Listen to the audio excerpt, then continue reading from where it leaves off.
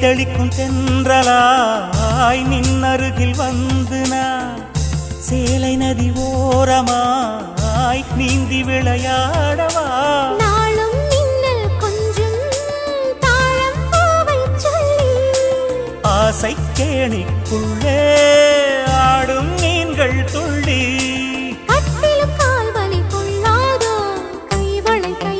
கீறியதோ செம்பூவே பூவே உன் மேகம் நான் வந்தால் ஒரு வழி உண்டோ